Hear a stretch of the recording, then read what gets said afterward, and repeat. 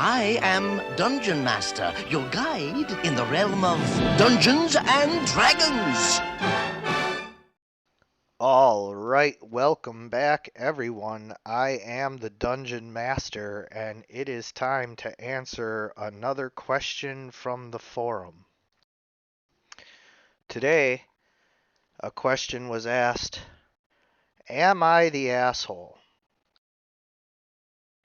So a player was unhappy with the game the other night, and I'm bothered by how much it's bothering me. It was a big boss fight.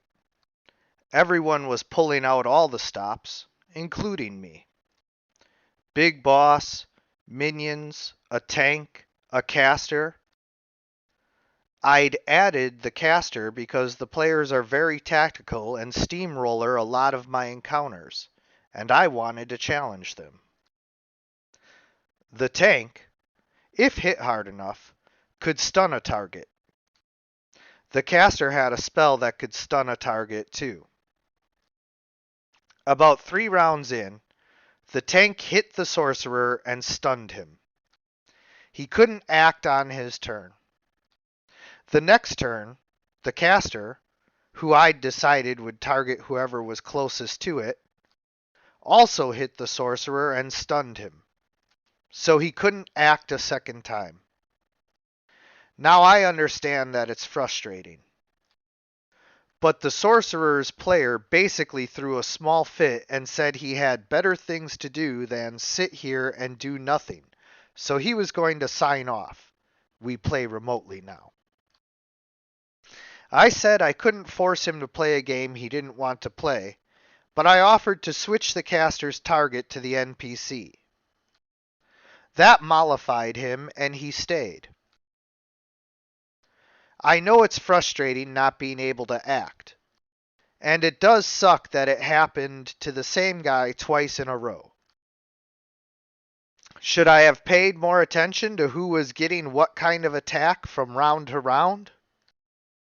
Should I have included 2 different enemies that had a possible... Should I not have included 2 different enemies that had a possible stun effect? I think threatening to leave the game because your character gets stunned, albeit twice, and you've got better things to do, is a bit of a jerk move, and an overreaction to a short string of bad luck. Maybe I'm too close to the situation to see it clearly. All right, so there is a lot to go over and unpack here. So let's kind of, break this down bit by bit. First of all, the poster makes it clear this was a boss fight. They use the term big boss fight. I don't know, what the adjective big means to their game and their campaign. They don't state what levels anyone is, or even, for that matter, what edition or system they're playing. So, for this big boss fight, we're just going to have to assume level appropriate big boss for whatever system. And in a level appropriate big boss fight, there is probably going to be a high degree of difficulty and a chance of PC death, or, at least some form of disappointing conclusion to the encounter. Perhaps not a TPK, but failure to stop said boss from completing whatever task. If you're trying to protect a village from bandits, and the bandit captain manages to defeat your paladin in single combat, well, his raiders finish stealing all of the village's wheat for the winter, and then runs off. Even though nobody died, that's certainly not the ending that the players would have wanted. And a good boss battle should have at least the chance of failure in the mix. So just right off the bat, um, going to give the DM the benefit of the doubt that this big boss fight was appropriate, and therefore the level of difficulty was on par with what would be expected from their game. Um, the tank had a conditional stun. Apparently, it had to hit hard enough. That again is not defined.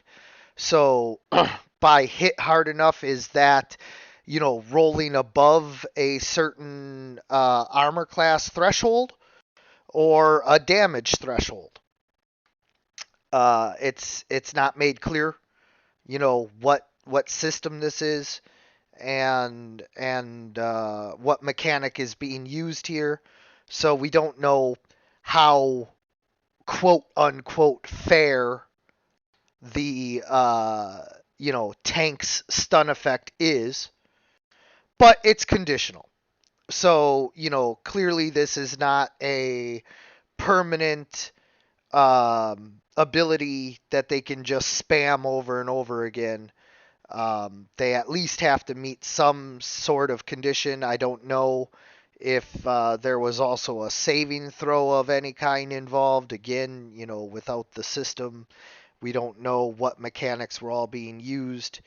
We don't even know what stun entails in this case, but we're going to assume that stun means the same basic thing that it means for most RPGs, which is lose a turn. You can't take any actions for that turn. And then the caster had a spell that could stun a target. So again, we don't know what kind of saving throws were or were not involved with that caster's spell. But the poster does say they had a spell that could stun a target. How many times they could cast that spell? Unknown. But it doesn't seem as though they had multiple spells that could do it. As the poster says, they had a spell that could do it. So, how many uses they had of that spell, we don't know.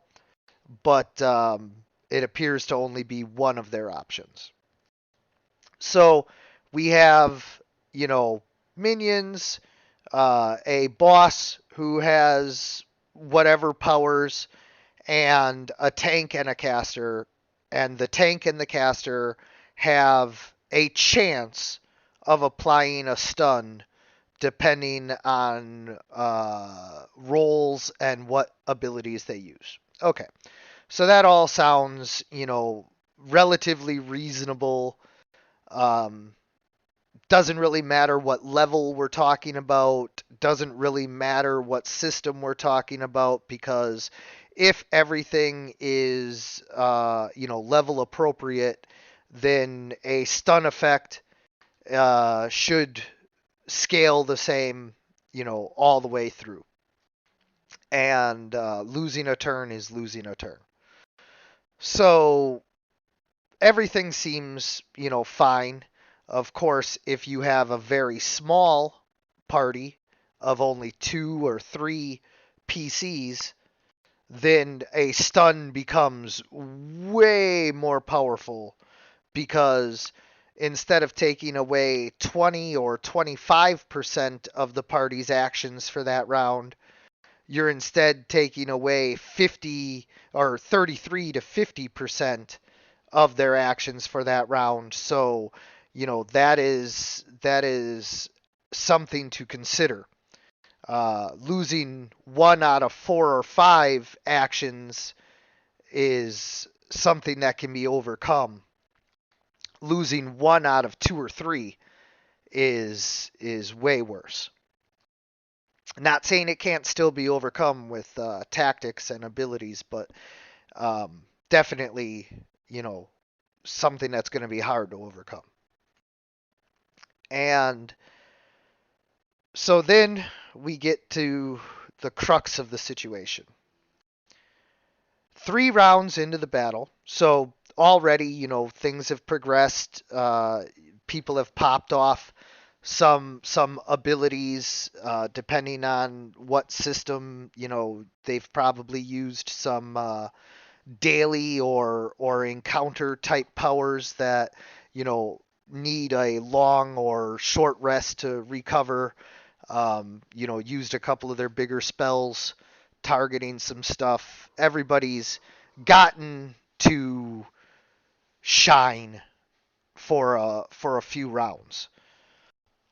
Now we don't know the turn order here, so we don't know if the sorcerer in this situation had already acted 3 times or only twice. But either way, they certainly had an opportunity to cast a spell or two or three. And so they've experienced, the combat during this encounter. They haven't just sat there doing nothing. That's important for later. Um, the tank hit the sorcerer, and obviously from the context, it fulfilled whatever conditions were required in order to hit hard enough to stun the sorcerer. Again, we don't know whether the sorcerer was also given a saving throw on top of this or not. Doesn't matter. Whether they had multiple chances to avoid the stun or whether it was just a simple matter of fulfilling the conditions, that's what happens. In certain systems, if you get hit by the attack of a crocodile, you are also grabbed, and that's just all there is to it. You don't get a saving throw. So, it's possible that, this sorcerer just was stunned just from the hit, and if that's the case, then that's the way the abilities work. How the tank got up on the sorcerer and all that, we don't know. We don't know what the map looked like. We don't know if they were using theater of mind. Um, so we don't know how exactly tactically the tank and the sorcerer ended up fighting, but the tank hits the sorcerer and stuns him. He couldn't act on his turn. And then the next turn, the caster, who had a spell that could stun, also targets the sorcerer and stuns him. Now, we're going to assume that they mean on the next round. So the sorcerer loses his action and then gets stunned again. Because in most systems, multiple instances of something like stun is not going to stack, and so therefore getting hit with 2 stuns in a row would not actually do anything. But it says he couldn't act on his turn, and then the next turn, the caster hit him. So again, we don't know. Did he get a saving throw? Did this spell just stun him? We don't know. Hopefully he got a saving throw. And if he did, then again, that's kind of just the way the dice fall and the way the abilities work. It's unfortunate.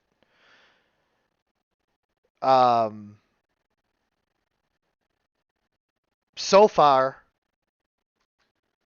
I'm going to, give a mid-term grade here that unless you went out of your way to go after the sorcerer, that assuming you ran the combat fairly, using the best AI, that you could for the enemies for what they would do, and that you did not specifically try to go after this player's character, then no, there is nothing wrong with what you have done so far. Um, Everything is in line with a typical RPG and what a player could reasonably expect their character to face, especially given a boss encounter. So now we get into the second half of the issue here. The player threw a small fit and said that he was going to sign off because he wasn't getting to act. Now, there's a couple of things with that. First of all, the sorcerer had already gotten 2 or 3 rounds to act, and then was going to be denied an action for 2 rounds.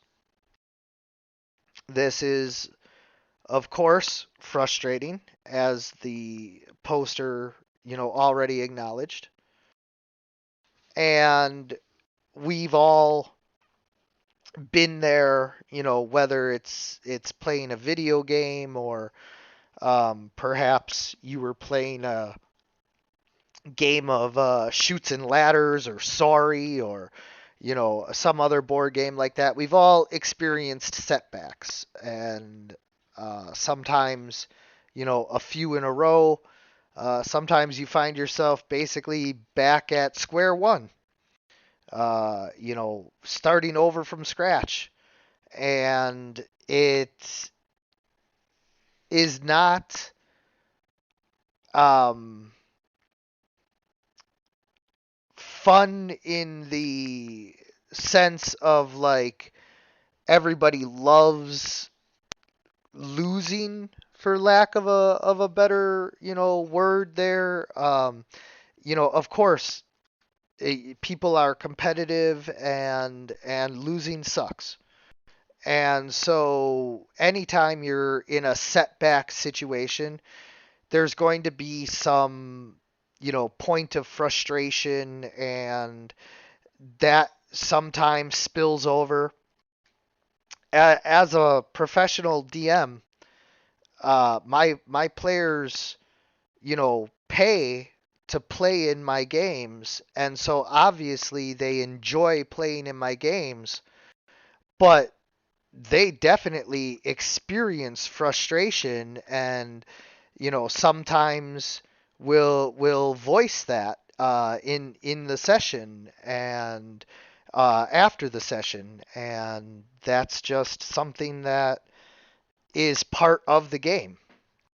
And I believe that you need that part of the game in order for the triumph to feel like an actual victory. Because if the players' characters go through the game never experiencing pain or loss, then you're playing a different style of game that might be fun for you, but I think the vast majority of people who play RPGs play them because they want to experience a plethora of real um, you know experiences, as far as they want to have an NPC friend who dies. They want to have um, a town that they can't save from the dragon's flames. These are all standard tropes of fantasy. Um, where the hero has to experience that pain and loss of Boromir getting killed, of Lake Town being burned, in order to truly triumph. And so, uh, you know, to throw a fit and threaten to quit because things didn't go your way over 2 rounds. I mean, I have to say, that player would not last long in any of my games because 2 rounds is nothing.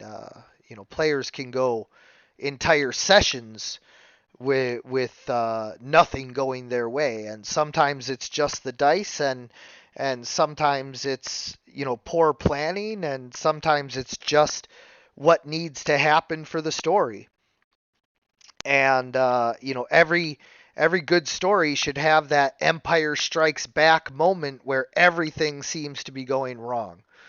It's that moment where Frieza has beaten Goku down into the planet, and everything seems to be lost, and then he emerges to become a Super Saiyan and you know save the day. So, I definitely think that this player threatening to quit was not appropriate behavior, uh, given the circumstances, and assuming, giving the poster the benefit of the doubt that they weren't specifically targeting them, which they don't state was the accusation here or anything, just that the player said they had better things to do. So, definitely would be worried about that player's behavior in the future.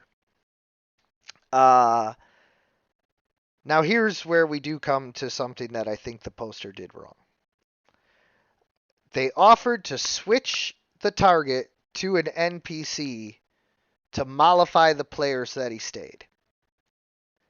Now, I certainly want my players to be happy, and I am willing to bend quite a bit to do that.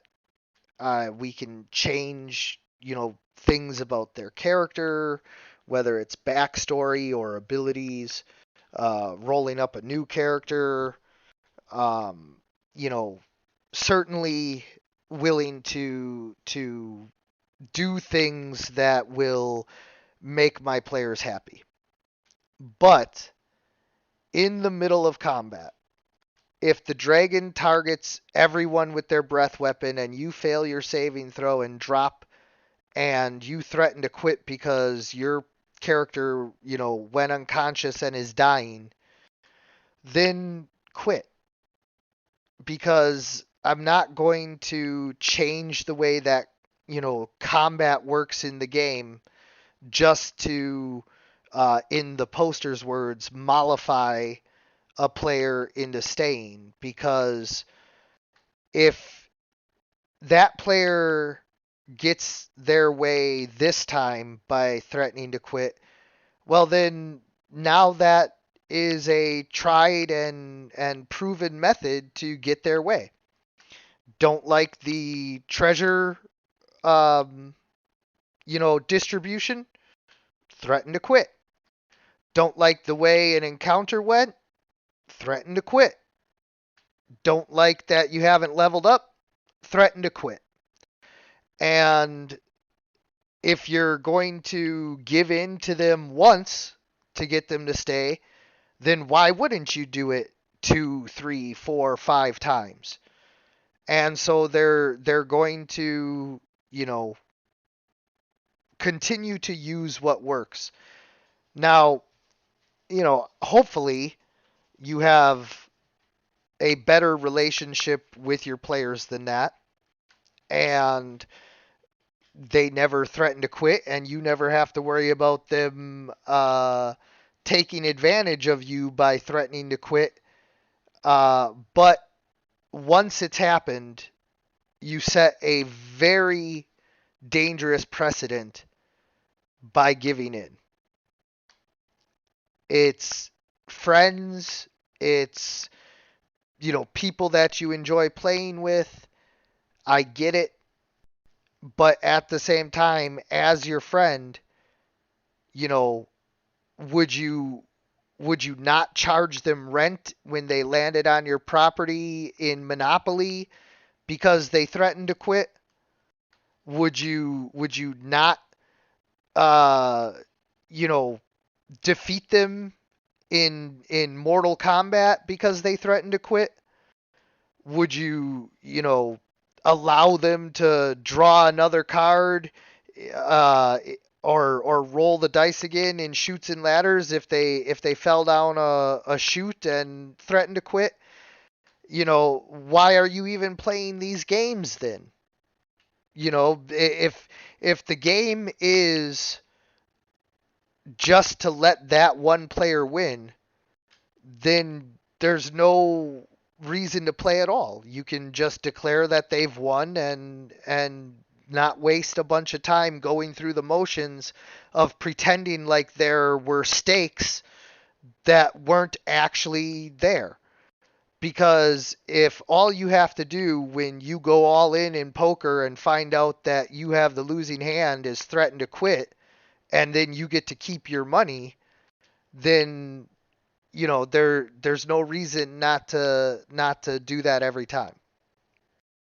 So I think that the poster made a mistake in giving in to the player right then and there.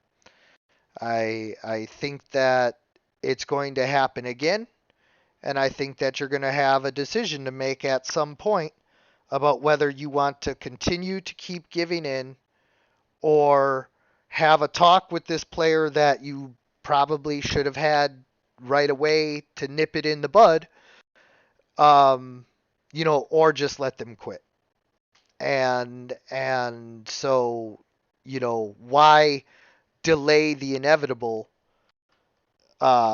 if you're going to end up having to have a talk with them anyway, just talk to them right away. If they're going to end up quitting anyway, just let them quit. you know, and of course, the only other outcome there is to continue to pacify them every single time they threaten to quit. And I don't think that the other players would especially appreciate that, even, given the fact that player A's character can do whatever it wants and never face death because player A will just threaten to quit and you'll just give in. Um, Now, uh, to answer some of the specific questions, should I have paid more attention to who was getting what kind of attack from round to round? Possibly. We don't know the tactical setup of the map or whether you were even using a map. Uh, was there another viable target for the sorcerer or the tank? We don't know. Were you targeting the sorcerer specifically? Did they have a reason to be targeting the sorcerer specifically? Was the sorcerer doing a bunch of damage to the boss, and so the boss would want his bodyguards to focus on the true threat? These are questions that we just don't have enough information to really go off of. So, we have to give you the benefit of the doubt that you did what was appropriate for these characters to do at the time. Um, if there was a scenario where that's not the case, only you know that, and we don't have the information to make that judgment call. So, it's possible that you could have targeted differently or used different powers. It's also possible, and we're going to have to give you the benefit of the doubt that it's the case that you did exactly what was appropriate. So, that we're going to give you a passing grade on. Should you have not included two different enemies who had a possible stun effect? Well, that is entirely up to you, the kind of game you want to run, what's fun for your players, all of that. Certainly, stun is one of the top tier abilities for an enemy to have. Definitely A tier. Second only to S tier abilities that are essentially game ending, petrification, you know, paralyzation, things like that just completely remove you for multiple rounds, if not permanently. Would be your S tier abilities, but only just below that would be all of your stun and daze. Anything that reduces or limits your action economy is hugely powerful. Way more powerful than simple damage, or battlefield control type abilities. So uh, definitely be careful with how many of those abilities you throw at players. Um, but should you not have included it? That again depends entirely upon the makeup of the party and the game. If this was meant to be a tough encounter, then why not have a couple of stun NPCs, or other powerful NPCs like that? It definitely makes the stakes real, and gives the players a real challenge. Um, the poster says that they think it was a overreaction, and a jerk move. I agree. I think that if you play a game, you have to accept the good and the bad, unless somebody is specifically being unfair to you for some unknown reason. So you're not the asshole at the end of the day. You did make a mistake in pacifying and giving in to this player's demands, and I do think it's going to be a problem for you in the future. I don't see any problem with your encounter design. Without more information, we can't judge the tactics that you used, and so therefore, if you're willing to do a self audit, and if you're willing to come to the forums to question whether or not you did anything wrong, I think the odds are in your favor that you did everything appropriately, and that you just have a potential problem player on your hands. And so, that's something to watch out for. For a conclusion for everybody else to take away from this, again, be careful with what kind of powers you include for the NPCs, and how you're targeting and distributing them, but don't not do what the NPCs would do just to you know give in to a player's demands. So if your enemies have ranged attacks that they can use against ranged attackers, use them. And if that means that the sorcerer or ranger ends up going down, you know that's what the NPCs are going for. if the players get upset about that, you need to pull them aside and talk to them about how this is a game and things happen in games. And if they can't accept that, then maybe they need to, find a different game. I want to thank anyone who's watching, and as always, everyone, good gaming.